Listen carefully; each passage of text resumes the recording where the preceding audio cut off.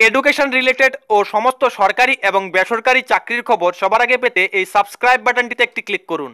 তার পাশে বেল আইকনটিতে একটি ক্লিক করুন আমাদের সমস্ত লেটেস্ট আপলোডের নোটিফিকেশনগুলো সবার আগে পাওয়ার জন্য।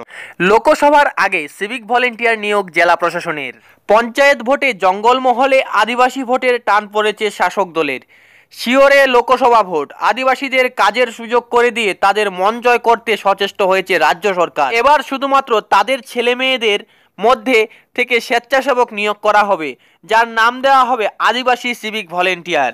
সিভিক ভলেন্টিয়ারের কাজ ছাড়াও তাদের এখানে আলাদা করে কাজের ব্যবস্থা করা হবে। পুরুলিয়া, ঝাড়গ্রাম সহ জঙ্গলমহলের মতো বিভিন্ন এলাকায় নিরাপত্তা ও আইন শৃঙ্খলা রক্ষার কাজে সিভিক ভলেন্টিয়ারদের মতোই তাদের ব্যবহার করা হবে।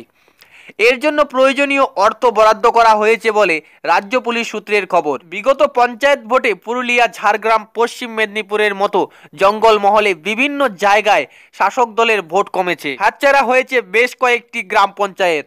তারপরেই রীতিমতো ঘুম ছুটেছে রাজ্যের ক্ষমতাসীন শাসক দলের। জঙ্গলমহলে গরিব মানুষের জন্য সরকার 2 টাকা কেজি দরে চাল দেওয়া থেকে শুরু করে বিভিন্ন প্রকল্প চালিয়ে যাচ্ছে। আদিবাসী ছেলে মেয়েদের যাতে চাকরি হয় সেজন্য উদ্যোগ নেওয়ার কাজ শুরু হয়েছে। তো বন্ধুরা, আজকের ভিডিওর বিস্তারিত আলোচনা আপনারা শুনলেন। তো আপনারা আমাদের এই চ্যানেলটিকে সাবস্ক্রাইব করে আমাদের সঙ্গেই থাকবেন।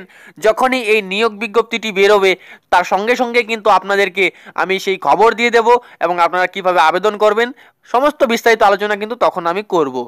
তো বন্ধুরা, অবশ্যই চ্যানেলটিকে সাবস্ক্রাইব করুন এবং পাশে থাকা বেল আইকনটিতেও একটি ক্লিক করুন এই ধরনের পরবর্তী ভিডিও এবং বিভিন্ন সরকারি এবং বেসরকারি চাকরির খবরগুলো সবার আগে পাওয়ার জন্য।